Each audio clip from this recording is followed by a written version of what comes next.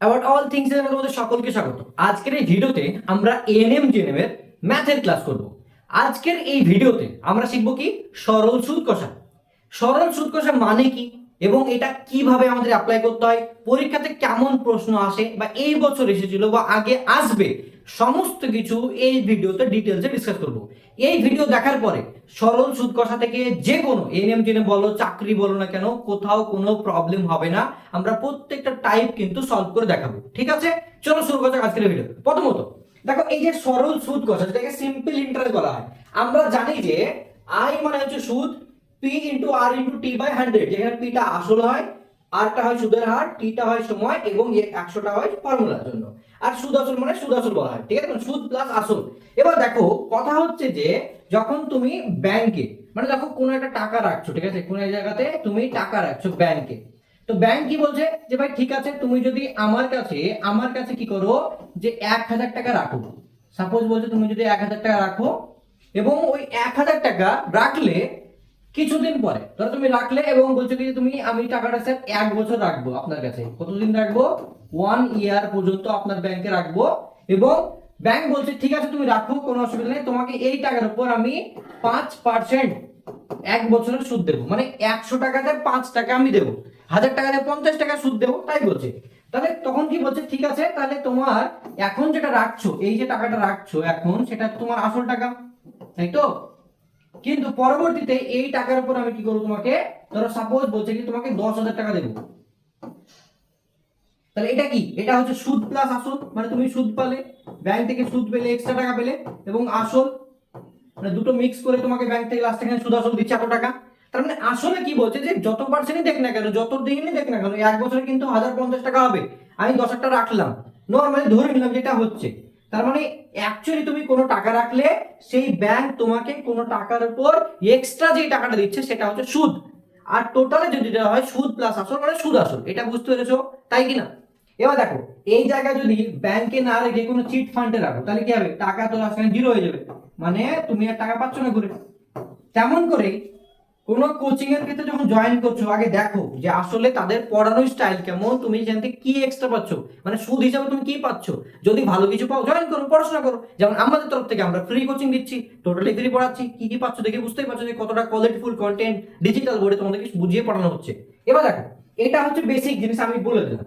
এবার দেখো এর পাশাপাশি স্যার এটা তো বুঝে গেলাম, সমস্যা নেই, কিন্তু আমাদেরকে কি পরীক্ষাতে পড়বে সেটা একটু বলুন তাহলে ভালো হয়। দেখো আমি সেটা বলবো তোমাদেরকে। এটা তো বুঝতে পারলে যে অ্যাকচুয়ালি আমরা মেইনলি কি জিনিস বুঝছি, রাইট?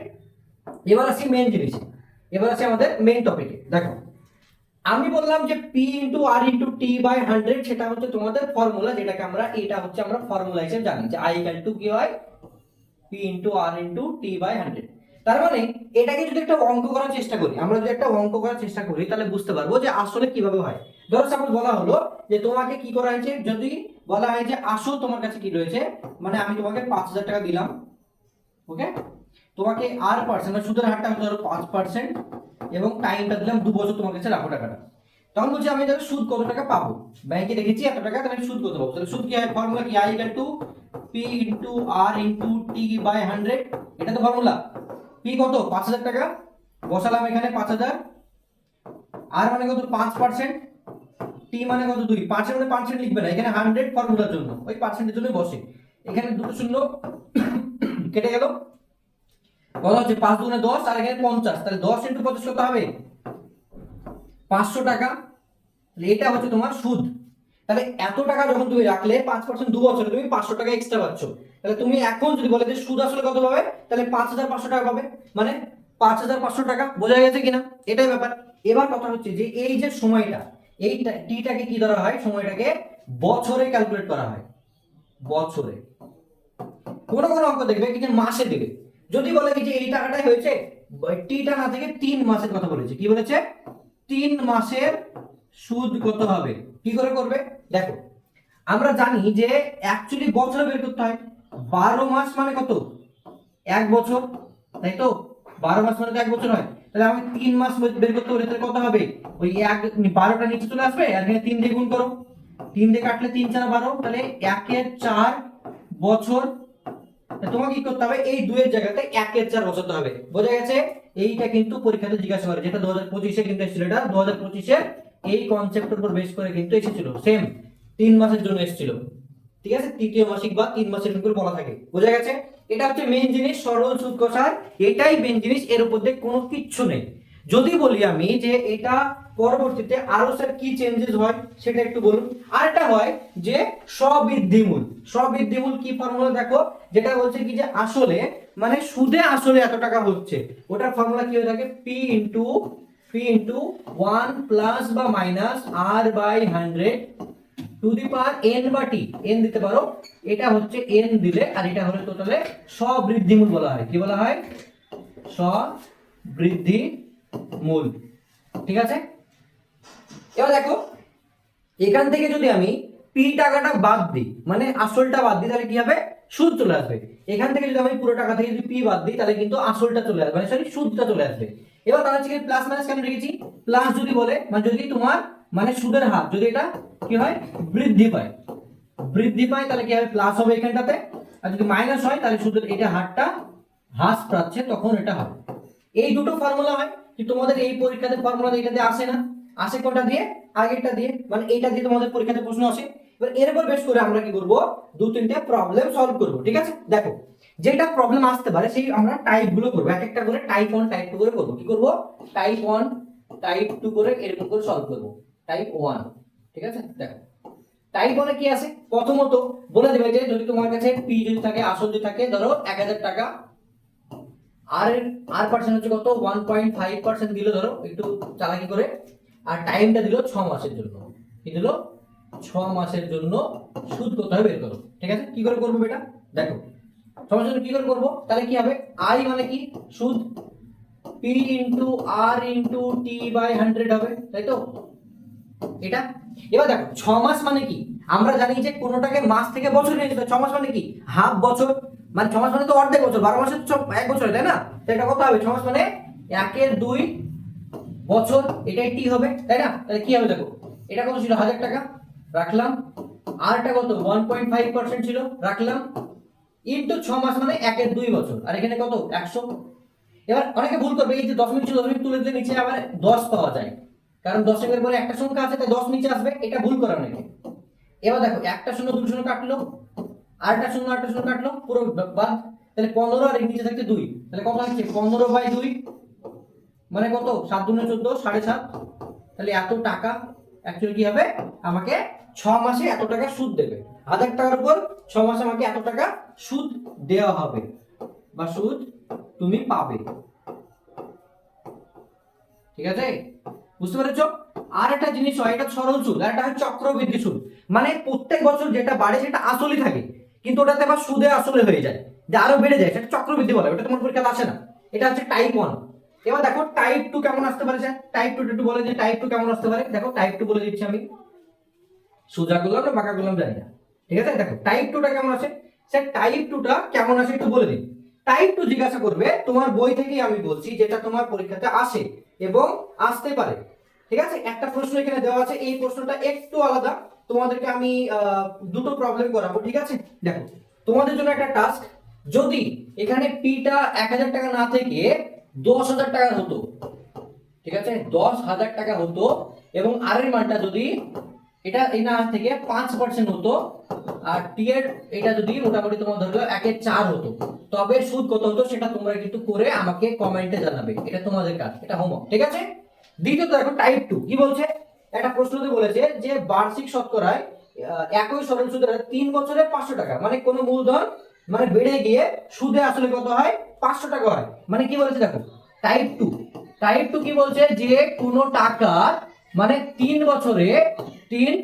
বছরে সুদে আসলে কত হয়, 500 টাকা হয়, এটা হচ্ছে সুদে আসলে কিন্তু। ঠিক আছে, সুদ প্লাস আসল মিলে।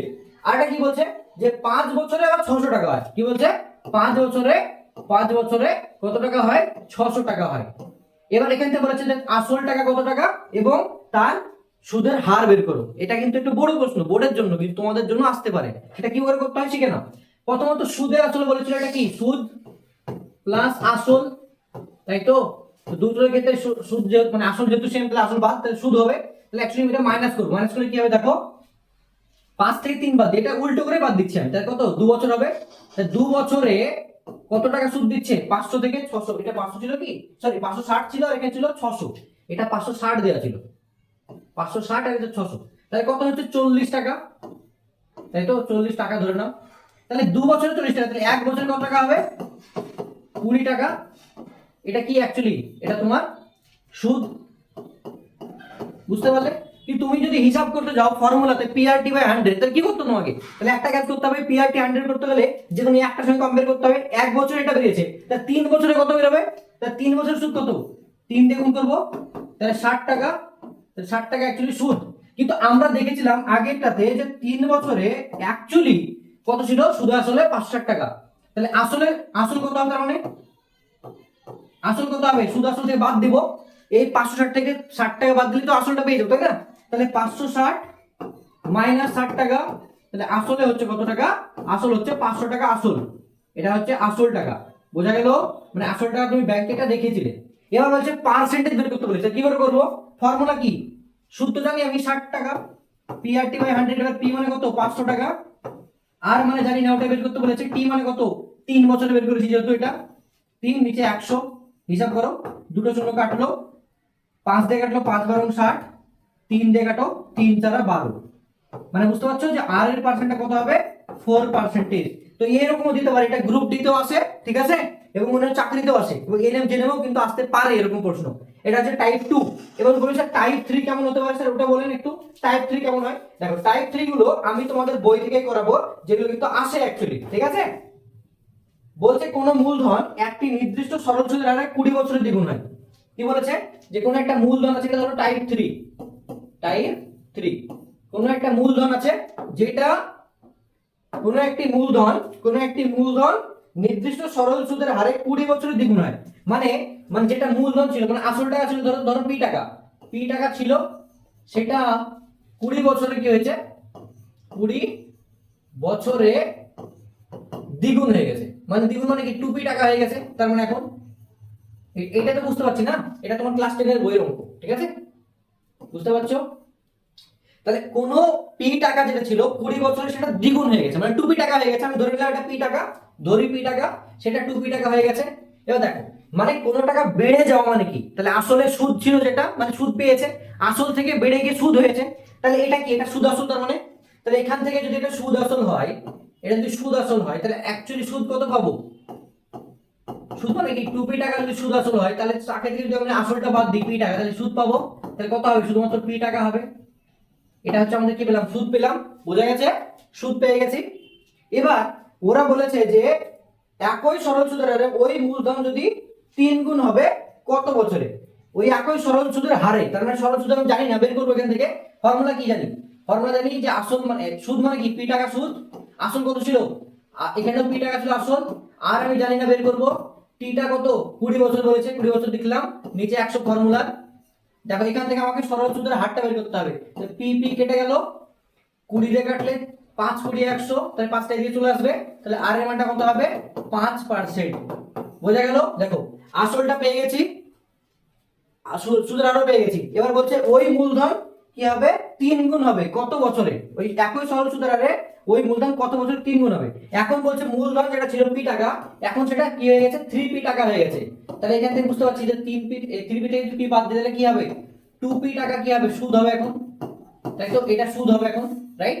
যদি সুদ যদি 2p টাকা হয়, তাহলে 2p টাকা সমান কি হবে, আসল কত p টাকায় ছিল, আরটা কত 5%, টাইমটা আমি জানি না, বের করব, আর নিচে 100, কাটো p দিয়ে p কাটো, 5 দিয়ে কাটলে 5 20 100, 20 হলো নিচে, 20টা এখানে চলে আসলে কত হবে, t এর মানটা 40 বছর। বলো বুঝতে পেরেছো কিনা? এইটা হচ্ছে তোমার ক্লাস 10 এর বইয়ের এমসিকিউ প্রশ্ন, ঠিক আছে। এরকম অনেক প্রশ্ন আছে যেগুলো করা যায় সম্পূর্ণরূপে এই ফর্মুলা দিয়ে, কোনো অসুবিধা নেই, একেবারে সহজ, ঠিক আছে। আমি যদি বলি তোমাদের পরীক্ষাতে কি আসতে পারে, অলমোস্ট যেটা আসে প্রত্যেকবার টাইপ 3, সেটা জিজ্ঞাসা করবে এই যে P R T by 100, P R into T by 100, এই যে ফর্মুলা, যেটা এখানে তো সুদ, ঠিক আছে, আই। তো এখানে যে কোনো জিনিস জিজ্ঞাসা করতে পারে, যে কোনো জিনিস জিজ্ঞাসা করতে পারে, যে কোনো জিনিস তোমাকে নিজে বের করতে হবে, নিজে বের করতে হবে। কি করে করবে? জাস্ট নিজে বের করতে হবে। কিভাবে করবে দেখো, বের করবে কিভাবে? শুধুমাত্র ফর্মুলাটা প্রথমত লিখবে, দ্বিতীয় লাইনে কি কি দেওয়া আছে, কি কি প্রশ্নতে দেওয়া আছে সেটা আগে দেখবে, যেগুলো দেওয়া আছে সেটা বসাবে, দেখবে একটা না জানা থাকবে, না জানা থাকবে, ঠিক আছে? সেটা তোমাকে বের করতে হবে, আর এটা বের করলে হয়ে গেল। এই বছর 2025 এসেছিল 3 মাসের জন্য, তাহলে কি করলাম আমরা ফর্মুলাতে? আইটা বলে দিয়েছিল অলরেডি, পি টাকাটা বসিয়েছিলাম, আর বসিয়েছিলাম টি এর জায়গাতে কি করেছিলাম যে 1 বছর যদি হয় তা 3 মাসে কত হবে, মানে 1/4 হবে, যদি 3 4 12 হয়, সেটা 100 করেছিলাম, দিয়ে অঙ্কটা বেড়ে গেছিল। তো এইবারও তোমার চান্সেস আছে এইটা আসার, বা টাইপ 2 তে যেটা শিখালাম সেটা কিন্তু আসার ওরকম টাইপের, ঠিক আছে? তো এইটা যদি তোমরা ভালো করে বুঝে যাও কোনটা কি বলছে, তাহলে কিন্তু আরামসে পারবে। সবসময় মনে রাখবে যে টিটা হচ্ছে বছরে হয়, আর এটা পার্সেন্টেজ আকারে হয়, আর পিটা নরমালি হয়, কিন্তু ভাষাটা বোঝাটা ইম্পর্টেন্ট, ওটা একটু বোঝার চেষ্টা করে পারবে। যদি না বুঝতে পারো আমাকে জানাবে, প্রথমে একটা আমি কাজ দিয়েছিলাম সেই কাজটা তোমাদেরকে করতে হবে, এবং না বুঝতে পারলে আমাকে বলবে, ঠিক আছে? আমরা তো আরো পরের প্রবলেম করব। আমরা প্রথম দিন অলরেডি দ্বিঘাত সমীকরণ করেছি, সরল সুদ কষা করলাম, এর পরে পরে আরো যেগুলো রয়েছে অনেক অঙ্ক করব যেগুলো তোমাদের কাজে লাগবে। ত্রিকোণমিতি রয়েছে, তোমাদের পার্টনারশিপ যেটাকে আংশিক কারবার বলে, সেটাও করব আমরা, খুবই সহজ সহজ যেটা এবার এসেছিল প্রত্যেকটা প্রবলেম পারার মতো, সেগুলো আমি শেখাবো ধরে ধরে, ঠিক আছে? তো চলো আজকে দেখা হচ্ছে আবার নেক্সট ভিডিওতে, ঠিক আছে? আজকের কাজ এখানে কমপ্লিট, নেক্সট ভিডিও দেখা হবে আবার খুব তাড়াতাড়ি। Okay, all the best, thank you so much. যারা এখনো সাবস্ক্রাইব করেনি, সাবস্ক্রাইব করে নাও ফ্রি কোচিং পাওয়ার জন্য, এএনএম জেএনএম এর টোটালি ফ্রি এবিসি সেন্টারের তরফ থেকে, ঠিক আছে? All the best guys, thank you so much, all the best.